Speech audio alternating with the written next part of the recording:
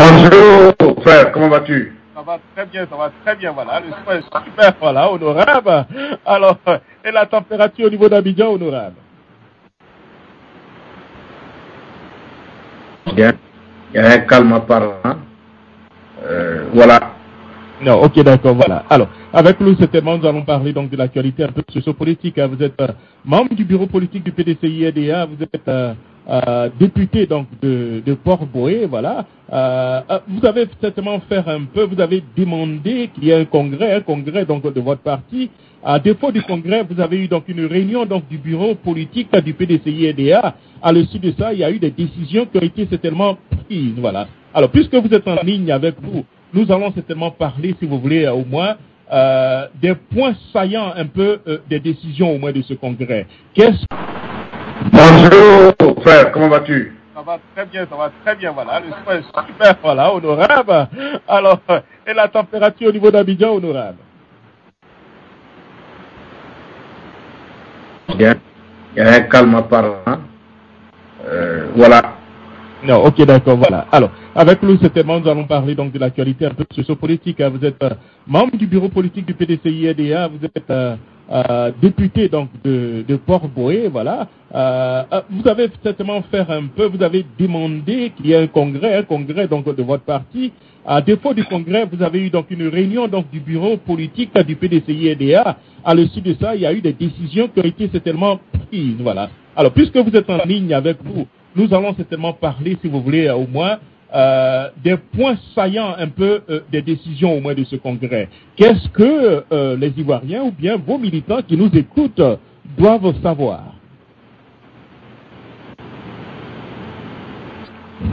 Cher frère Jacques Roger, encore une fois, de me donner l'occasion d'échanger avec nos frères de la diaspora, d'où ils se trouvent, et surtout de les intéresser à la vie du PDCI-RDA, ce grand parti, à mon sens, qui a libéré la Côte d'Ivoire coloniale et qui a bâti ce pays-là pour en faire un modèle de croissance, de paix et de développement en Afrique de l'Ouest.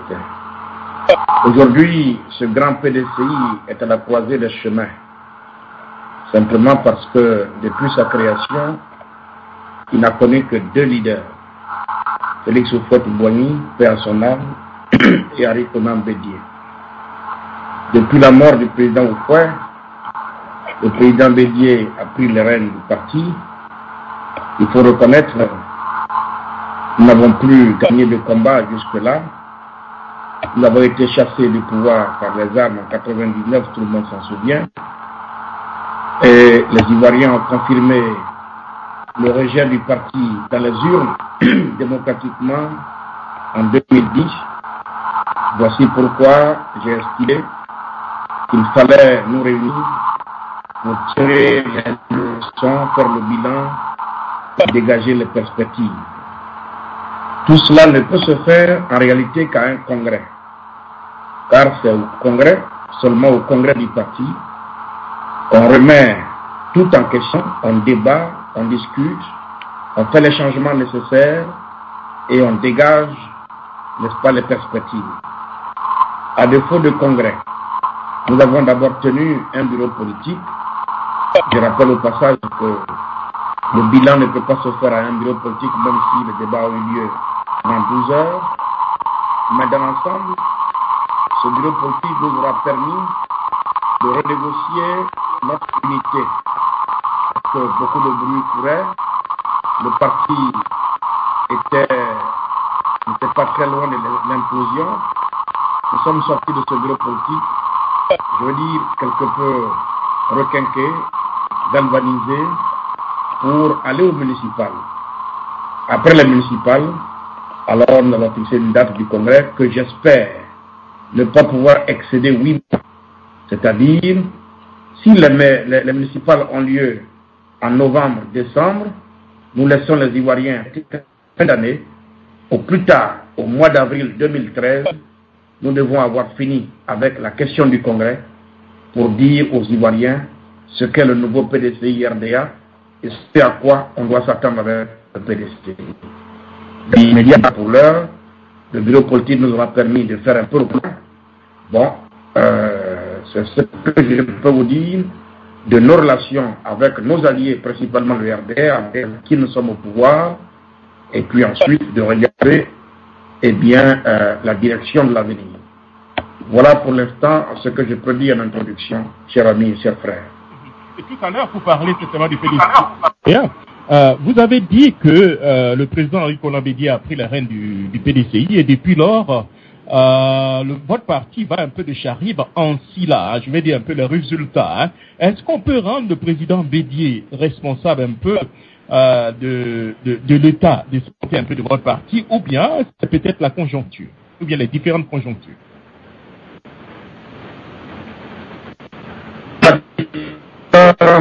Entre l'Occident et nous en Afrique, c'est un peu ce que nous vivons. Sous d'autres cieux, il y a plus clair, plus précis en France, et il y a eu les élections présidentielles. Nicolas Sarkozy a perdu les élections avec la droite française. Le même soir, il a déclaré aux Français qu'en tant que premier, en tant que leader du pays, alors il est le premier responsable de la défaite qu'il a su. En conséquence, Nicolas Sarkozy s'est retiré, comme Lionel Jospin l'a fait des années plus tôt. En Afrique, c'est tout à fait différent. J'entends des gens ici et là qui essaient de faire porter la responsabilité de l'échec aux uns et aux autres. Bon, mais en dégageant le président comme étant blanc, mais je pense que le président Bédié devrait savoir que cette défaite, d'abord, c'est son état de défaite, avant qu'elle ne soit la défaite de tous les autres militaires. D'accord, voilà. Alors, revenons un peu au PDCI-RDA qui, selon vous, est à la croisée de ce chemin, et nous voyons pratiquement un peu les signes un peu sur le terrain. Vous avez parlé, à ce congrès, vous avez parlé de revoir votre relation avec votre allié du RDR. Est-ce qu'aujourd'hui, la majeure partie des membres du PDCI se sentent un peu lésés dans le deal qui a porté M. Alassane Dramane Ouattara au pouvoir? Je crois que vous avez l'habitude de dire que vous êtes les faiseurs de rois, mais vous n'êtes pas du tout les rois. Moi, honnêtement, je ne veux pas participer à ce débat. Parce que, de toute façon, quand on est dans une démocratie, il faut d'abord connaître les règles de la démocratie. La démocratie veut que dans un jeu pareil, celui qui gagne gouverne. C'est vrai que la moyenne est une alliance. Mais il n'en demeure pas moins que c'est le RDR quand même qui a gagné les élections. Donc, il appartient au RDR de gouverner la Côte d'Ivoire.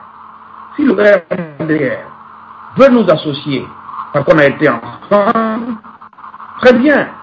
Même s'il décide de ne pas nous associer demain, c'est quand même le RDR qui a gagné, il faut le laisser gouverner et l'accompagner. Mais comme on dit que, bon, on gouverne ensemble, c'est un constat, les militants se plaignent. Bon, et le président Bédié lui-même, d'entrée de jeu, je ne lui ai pas imposé cela. C'est lui qui a dit que notre relation ne doit pas ressembler à une relation de Charles et des Cavaliers. Et même ça résume tout. Donc, je n'aime rien. Mais je crois que la Côte d'Ivoire a souffert d'éviter les alliances qui se nouent, font de nous le lendemain, pour lesquelles on se bat, on a fait rêver les Ivoiriens. Nous avons un plieux devoir de continuer dans ce sens pour ne pas revenir encore en arrière, hélas. Et sinon, au PDCI, on a l'impression que tous les secteurs, un peu, bien sûr, ils sont aujourd'hui affectés par un peu cette crise, que ce soit certainement au niveau du bureau politique, ou même au niveau de la jeunesse. Récemment, on a parlé certainement d'un congrès ou bien d'une assemblée générale de la jeunesse PDCI-RDA. Nous étions curieux, on ne vous a pas vu donc à cette assemblée générale, mais cependant, nous avons vu des cadres du PDCI-RDA qui étaient donc présents. Voilà. Qu'est-ce qui se passe réellement au niveau donc de la JPDC? Je ne peux pas y être parce que je n'ai pas été invité. Tout s'est passé à mon insu, mais aussi parce que les initiateurs savent peut-être que ce n'est pas ma passion de m'apercevoir les choses. Vous y avez vu quelques cadres. Moi, je n'ai pas vu beaucoup de cadres en tout cas. Monsieur Gikawe. J'ai vu Gikawe. Voilà, Gikawe. Gikawe, c'est son habitude. Si vous avez fait attention, Gikawe, toutes les initiatives dirigées contre Kakabe, soit elles sont prises par Gikawe lui-même ou il en est le parrain, tout simplement. Gikawe a été le parrain d'Arcé Claude pendant 7 ans, essayer de faire en sorte de pas la jeunesse du PDCI RDA parce qu'on a dit après qu'il faut mettre tous ses œufs dans Gikawe pendant tout le temps que je suis là. Après, il y a Daouda Koulibaly, c'est le Gikawe qui a créé. Après, il y a eu... Oh, mais, souvenez-vous, on vient d'arrière. En 99, le Gikawe était au même poste. IRDA avait 800 blocs de soutien quand il y a eu le coup de 99. Même si tiens, je n'ai vu personne. Quoi? Chercher à moi. Aujourd'hui, bon, à où tout à l'heure, apparemment, je pense que nous avons quelques soucis au niveau donc d'Abidjan. Voilà, c'est un peu le système, un peu au niveau de l'Internet. À la maison de ce parti dans la commune de Cocody. Les temps forts de cette assemblée générale avec Patricia.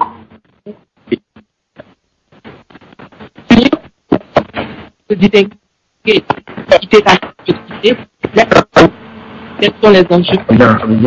Honorable, nous entendons. Très bien. J'étais donc en train de vous dire que Gikawe, c'est son habitude, je ne suis pas surpris, mais j'ai toujours pensé que si toutes ces choses peuvent aider le président Bédié, c'est une bonne chose pour moi, je ne m'en plains pas et je m'en contente. De toute façon, à mon âge, je ne me bats plus pour être président des jeunes. J'attends qu'on me dise quand est-ce qu'on va au Congrès pour que je cède le témoin. Donc voilà, voici pourquoi moi je n'ai pas vu me dans les faux combats. Mais justement, à tort d'ailleurs, on vous accuse d'être un agent double, d'être certainement un élément du FPI au sein du PDCI-RDA, d'avoir beaucoup d'amis FPI, voilà. Alors, qu'est-ce qui se passe réellement? Le plus souvent, on dit quand on n'aime pas son chien, on l'accuse de rage. Hein? Alors, pourquoi on vous accuse de rage en ce moment? Or, c'est une méconnaissance purement et simplement de la politique. La politique n'est pas un milieu où on vient pour se faire des ennemis. La preuve, ceux qui ont pensé que la politique était un milieu d'ennemis, ils nous ont conduits à la guerre et nous sommes là aujourd'hui. Moi, je suis ouvert. Croyez-moi, je suis le fruit d'un métissage ivoirien. Mon père est Baoulé, ma mère est Dida. Et je suis militant du PDCI RDA, le parti du fouet, c'est le parti de dialogue. Le dialogue suppose qu'il y ait au moins un interlocuteur, qu'on soit deux. Alors il faut être ouvert. J'ai été élevé eh bien, à ça, à l'esprit d'ouverture, au rassemblement, à l'amitié, à l'amour du prochain. Je suis PDCI et je suis ami à tous ceux qui m'aiment et que j'aime. Je suis ami de toute ma génération. Vous savez, c'est sur les bancs d'études qu'on noue les meilleures amitiés. J'ai eu la chance de connaître presque tout le monde, que ce soit Hippo Martial, Boudé, Guillaume Soro et tous les autres. Ahmed Bakayoko, nous sommes tous amis parce qu'on a fréquenté ensemble. Est-ce que ça plaît? Est-ce que ça ne plaît pas? C'est ma nature. Mais est-ce qu'une seule fois on m'a pris en train de lit de trahison? Donc, jamais. Je suis constant, j'ai mes convictions, je les défends, je mes adversaires. Nous restons des Ivoiriens. Et c'est comme ça que la politique doit se faire. Je ne suis pas là pour me faire des ennemis. Mais par contre, quand je dois défendre mes idées, je les défends tout le monde sait. Alors, M. Kodjo-Kolambert, revenons à un autre problème aussi important. Vous êtes député à l'Assemblée nationale. On parle de la loi sur le foncier rural. Et récemment, votre parti a tenu certainement à expliquer qu'il fallait certainement appliquer donc la loi qui avait été votée donc en 1998.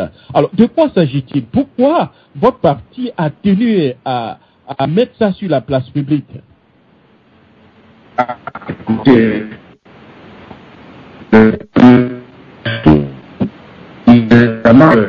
récemment, lors d'un séminaire gouvernemental, le Premier ministre a lui-même indiqué clairement que la question du foncier rural est une bombe à retardement. Ça veut dire qu'il faut la prendre avec beaucoup de sérieux et de délicatesse. En 1998, la loi a fait l'objet d'un large consensus entre toutes les forces vives de la nation et surtout les forces politiques, le RDR, le PDCI et le FPI à l'époque.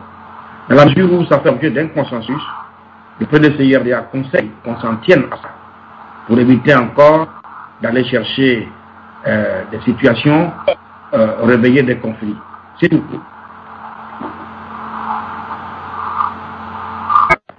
Motiver l'appel du PDCI-RDA.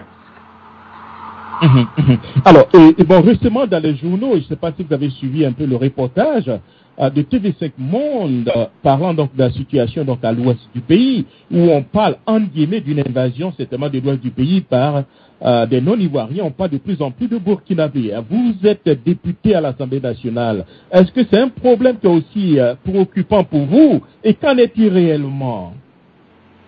Oui, c'est un problème qui nous préoccupe parce que l'ouest de la Côte d'Ivoire reste bel et bien une partie du pays. Si l'ouest de la Côte d'Ivoire est complètement déstabilisé, on ne peut pas dire que la Côte d'Ivoire se porte bien. Donc ça nous préoccupe. Et je pense que en tant qu'homme de terrain, nous devons plutôt privilégier, si vous voulez, nous-mêmes de l'État, la situation sur le terrain réellement, pour que nous puissions nous prononcer et avoir des positions. C'est vrai, il y a eu le reportage de RFI, de TV5, mais en tant qu'Ivoiriens, nous avons peut-être proposé qu'il y ait des missions parlementaires à l'ouest de la Côte d'Ivoire pour que nous allons nous-mêmes nous enquérir la réalité du terrain, afin que nous puissions en parler sans aucun risque de nous tromper.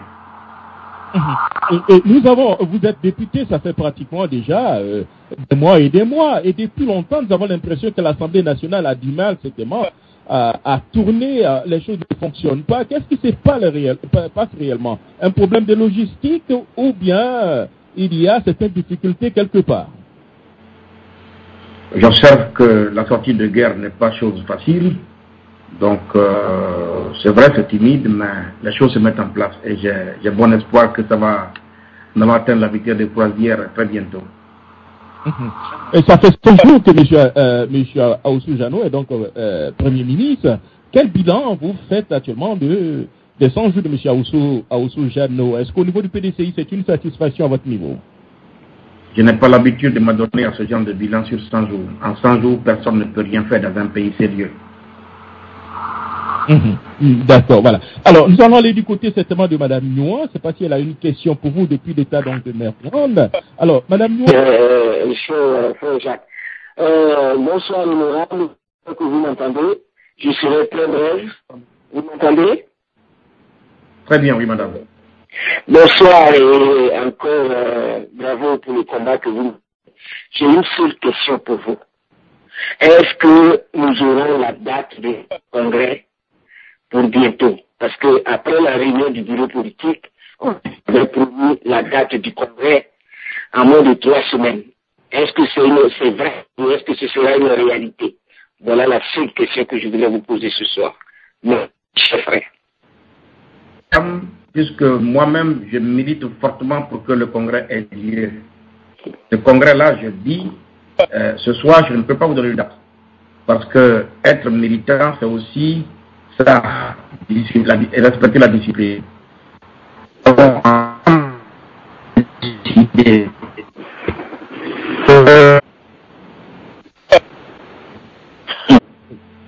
Assemblée générale avec Patricia Omo-Etia.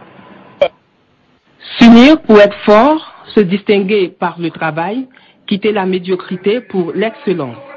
Tels sont les enjeux que doivent relever la jeunesse estudiantine et diplômée du Parti démocratique de Côte d'Ivoire, PDCI. Pour le professeur Maurice Kakou Gikawe et le parrain de la cérémonie, le député Kwaku Lui, le PDCI s'inscrit désormais dans une ère nouvelle avec le regroupement de toute la jeunesse du parti à l'occasion de cette rencontre. Pour le vice-président de la GED PDCI, l'esprit doit changer. À la jeunesse estudiantine scolaire et diplômée du PDCI RDA, leur dire qu'il existe dorénavant une plateforme au sein de laquelle ils viendront d'abord pour partager leurs peines, mais aussi leurs espoirs. Cette plateforme, Allô? La GED PDCI, jeunesse. Allô? Oui, honorable, oui, allez-y. Alors, honorable Kakabe, vous nous entendez? Alors, vous étiez en train de répondre à la question. Vous m'entendez? Oui, oui, ça va mieux, nous vous entendons parfaitement. Oui. J'étais en train de rassurer madame pour lui dire que nous ne passerons pas le premier trimestre de l'année 2013 sans congrès du PDCI RDA. Alors, madame Nyon, est-ce que vous êtes rassurée ou bien vous avez une autre question hein? Non, je n'ai pas entendu la question. Nous ne passerons pas à quoi? Nous ne passerons pas le premier trimestre de 2013 sans congrès du PDCI RDA. Ah bon, d'accord. Merci. C'est tout ce que je voulais savoir. Non, je n'ai plus d'autres questions. Ça veut dire qu'au plus tard, au mois d'avril 2013, nous devons tenir le congrès du PDCI. Ah bon, ok. D'accord. Merci. Alors, Merci bien. nous allons aller du côté du doctorant, M. Soumaro, depuis l'État d'Oklahoma. Je ne sais pas si vous avez déjà entendu parler d'Oklahoma, hein, M. Kakabe, hein, Oklahoma. Oui, voilà. Vaguement, oui. Voilà, donc voilà. Alors, doctorant Soumaro, vous avez donc M. Kakabe, donc en ligne. Allez-y pour votre question. Hein. Oui, bonsoir M. Kakabe, bonsoir M. Jacques Roger, à Mme Nyon et à tout le monde. L'honorable député, j'ai une question concernant, parce qu'il y a une information qui circule et qui nous dit, qui a été même traitée dans la presse, qui nous apprend que l'un des vice-présidents de l'Assemblée nationale a conduit une délégation de 11 députés dans l'ouest du pays, notamment à Toulepleu, Diokoué, et que, bon, les étapes de Taï et Tabou sont en cours. Avez-vous une information sur cette mission? Parce que tout à l'heure, vous avez évoqué votre souhait, pas comme de terrain, d'aller voir ce qui se passe à l'ouest, mais déjà cette mission ayant été traitée dans la presse, je crois qu'elle doit être en cours. Si vous avez des informations, des précisions, dans quel cadre elle se fait, est-ce que les autres députés sont informés, est-ce que les députés en question sont déjà revenus sur Abidjan? J'apprécierais si vous pouvez me donner quelques détails. Oui, c'est vrai que cette mission a eu lieu, c'est une initiative de quelques députés qui sont revenus d'ailleurs à Abidjan. Moi j'étais en Chine, je suis revenu que la semaine dernière. J'ai vu donc ceux qui ont fait cette tournée et en principe demain nous devons échanger un peu pour que je comprenne à peu près leur vision, leur part de vérité. Donc pour l'heure je ne peux pas dire plus que ce qui a été dans la presse. Or moi je ne peux pas me contenter de la presse pour vous informer. Donc si on se reparle comme on en a l'habitude demain après-demain, je serai en mesure de vous en dire davantage. Merci. Monsieur Soumaro, une autre question? Oui, c'est plutôt moi qui vous remercie. C'est tout, c'est la question qui te plaît. Ok, d'accord. Merci, frère Soumaro. Oui, avant certainement de vous laisser partir, au niveau donc de la situation sécuritaire des Ivoiriens actuellement, hein, à quel niveau nous nous situons aujourd'hui? Les choses évoluent doucement, lentement, mais la situation reste toujours préoccupante. C'est-à-dire qu'on n'a pas encore atteint un bon niveau de croisière pour qu'on peut dire aujourd'hui que les Ivoiriens sont en sécurité et qu'il y a quand même quelques poches de... vous savez, il y a toujours des bruits de bottes, ce qui se passe à l'ouest c'est la Côte d'Ivoire, donc quand vous ajoutez tous ces éléments-là, on ne peut pas dire que la sécurité est acquise à 100%. Et aussi, on a parlé donc de la commission donc, de M. Jean Konabani qui devait en principe siéger pour réconcilier les Ivoiriens. Mais cette commission a du mal à se mettre en place, a du mal à démarrer. En tant que député, est-ce que vous n'avez pas des inquiétudes? En écoutant quelques membres de cette commission, on a l'impression qu'ils pensent qu'on met les bâtons dans leurs roues, hein, pour ne pas que la mission réussisse. Alors, quelle est certainement votre lecture un peu de la situation? Bon, J'avoue que le Premier ministre Bani a reçu le PDCI et qui faisait partie de cette délégation. Il nous a dit que c'était les contacts qu'il prenait à ce moment-là et après il nous recevrait ensemble. Moi j'attends donc ce rendez-vous-là pour me faire une idée nette et définitive de la situation. Mais cela dit, je pense que la réconciliation, de mon point de vue, ne peut pas être la seule affaire de chaque Bani. Elle doit être l'affaire de tous les Ivoiriens. Moi, je crois que c'est une affaire simple. Dans ma compréhension, et je peux me tromper, on ne réconcilie que deux personnes qui sont en conflit, ou bien qui se battent, comme on dit singulièrement chez nous au village. Or, récemment, ceux qui ont eu à se battre pour des questions électorales, c'est bien le RHDP et la LMP, bon, la majorité présidentielle. Il va falloir que nous, courageusement, nous regardons donc ces deux blocs en face et qu'on s'asseye et qu'on dise, bon, écoutez, la réconciliation est une nécessité absolue. Elle s'impose à nous parce que dans tous les cas, un peuple uni, rien ne lui résiste. Si nous devons relever les défis, d'abord de la reconstruction nationale et ensuite du développement de la Côte d'Ivoire, nous serons bien obligés un jour ou l'autre de parler le même langage, de vivre ensemble. Or, pour l'instant, au lieu de vivre ensemble, les Ivoiriens vivent côte à côte. Ce n'est pas ça notre patrie, ce n'est pas ça notre vocation. Donc je veux dire quoi? En un mot, il faut que chaque Ivoirien s'approprie la réconciliation. Ce n'est pas l'unique histoire de Charles Konan Badi. Il faut que ce soit une volonté partagée par tous et une volonté générale. Le jour où on va arriver là, et que chaque Ivoirien va se dire, et que je dois pardonner à l'autre ce que moi aussi on me pardonnera, alors nous aurons un grand pas vers la réconciliation. De toute façon, nous n'avons pas d'autre choix. Nous devons y aller. Alors, au début de l'émission, vous avez parlé un peu de votre séjour en Chine. Hein? Alors, qu'est-ce que, voilà, qu'est-ce que vous êtes allé faire en Chine, hein, si c'est pas trop vous demander, hein? Non, c'est pas trop me demander. C'est le Parti communiste chinois qui a invité tous les leaders de Genève des partis politiques d'Afrique à un forum, le deuxième d'ailleurs. Nous y sommes allés pour découvrir, en tout cas de mon point de vue, un grand pays développé, une grande puissance, non pas seulement de par son nombre, par ses habitants, par sa population, mais un grand pays qui s'est renfermé dans un parti unique, certes, mais qui a pris le temps de se construire par le travail et la discipline. Voici deux choses qui m'ont fortement impressionné. Alors que c'est ça la devise de la Côte d'Ivoire. Union, discipline, travail. Tant que Félix Houphouët-Boigny vivait, même dans le parti unique, qu'il avait réussi tant bien que mal, à nous mettre au travail, dans l'union, dans la discipline, la Côte d'Ivoire avait atteint pratiquement le même niveau que la Chine il y a 20 ans, selon ce que j'apprends en Chine. Mais aujourd'hui, la Chine est très très loin devant nous. Regardez comment en 2 décennies, un pays peut se construire. Regardez aussi comment en 2 décennies, un pays peut se détruire et reculer comme la Côte d'Ivoire a reculé. J'ai mal, et les Ivoiriens doivent le comprendre, pour qu'on arrête de biaiser avec la réconciliation. On ne peut pas biaiser avec la réconciliation. Nous sommes condamnés à nous réconcilier. La Côte d'Ivoire a trop souffert, allons-y de l'avant. On ne peut pas remplacer ce qu'on a reproché hier par autre chose, les mêmes choses. La Côte d'Ivoire doit sortir de ce cycle-là. Allons-y, si nous aimons ce pays. Mettons-nous au travail, dans l'amour du prochain.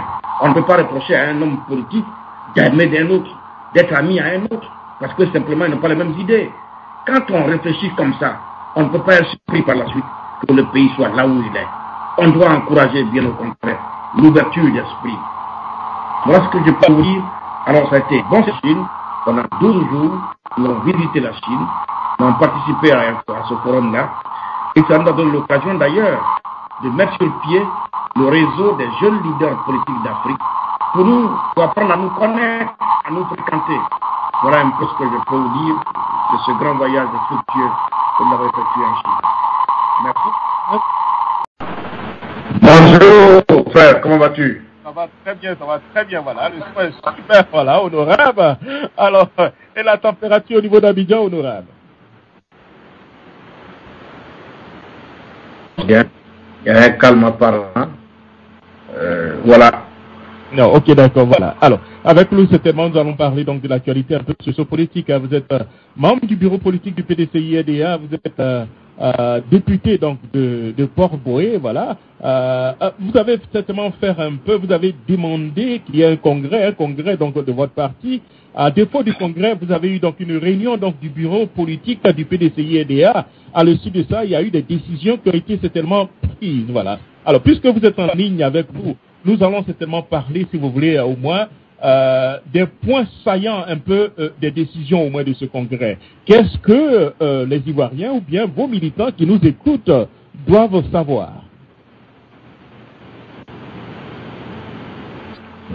Cher frère Jacques Roger, encore une fois, de me donner l'occasion d'échanger avec nos frères de la diaspora, d'où ils se trouvent, et surtout de les intéresser à la vie du PDCI-RDA, ce grand parti, à mon sens, qui a libéré la Côte d'Ivoire coloniale et qui a bâti ce pays-là pour en faire un modèle de croissance, de paix et de développement en Afrique de l'Ouest. Aujourd'hui, ce grand PDCI est à la croisée des chemins, simplement parce que depuis sa création, il n'a connu que deux leaders, Félix Houphouët-Boigny, paix à son âme, et Henri Konan Bédié. Depuis la mort du président Houphouët, le président Bédié a pris les rênes du parti. Il faut reconnaître que nous n'avons plus gagné de combat jusque-là. Nous avons été chassés du pouvoir par les armes en 1999, tout le monde s'en souvient. Et les Ivoiriens ont confirmé le rejet du parti dans les urnes démocratiquement en 2010. Voici pourquoi j'ai estimé qu'il fallait nous réunir, nous tirer les leçons, faire le bilan et dégager les perspectives. Tout cela ne peut se faire en réalité qu'à un congrès, car c'est au congrès, seulement au congrès du parti, qu'on remet tout en question, on débat, on discute, on fait les changements nécessaires et on dégage, n'est-ce pas, les perspectives. À défaut de congrès, nous avons d'abord tenu un bureau politique. Je rappelle au passage que le bilan ne peut pas se faire à un bureau politique, même si le débat a eu lieu dans 12 heures. Mais dans l'ensemble, ce bureau politique nous aura permis de renégocier notre unité. Parce que beaucoup de bruit courait, le parti n'était pas très loin de l'implosion. Nous sommes sortis de ce bureau politique, je veux dire, quelque peu requinqué, galvanisé, pour aller au municipal. Après les municipales, alors nous allons fixer une date du congrès que j'espère ne pas pouvoir excéder 8 mois. C'est-à-dire, si les municipales ont lieu en novembre, décembre, nous laissons les Ivoiriens fin d'année, au plus tard, au mois d'avril 2013, nous devons avoir fini avec la question du congrès pour dire aux Ivoiriens ce qu'est le nouveau PDCI-RDA et ce à quoi on doit s'attendre avec le PDCI. Immédiat pour l'heure, le bureau politique nous aura permis de faire un peu le point. Bon, c'est ce que je peux vous dire de nos relations avec nos alliés, principalement le RDA, avec qui nous sommes au pouvoir, et puis ensuite de regarder la direction de l'avenir. Voilà pour l'instant ce que je peux dire en introduction, chers amis et chers frères. Et tout à l'heure, vous parlez certainement du PDCI. Vous avez dit que le président Henri Konan Bédié a pris la rêne du PDCI et depuis lors, votre parti va un peu de Charib en Silla, hein, je vais dire un peu les résultats. Hein. Est-ce qu'on peut rendre le président Bédié responsable un peu de l'état de santé un peu de votre parti, ou bien c'est peut-être la conjoncture, ou bien les différentes conjonctures?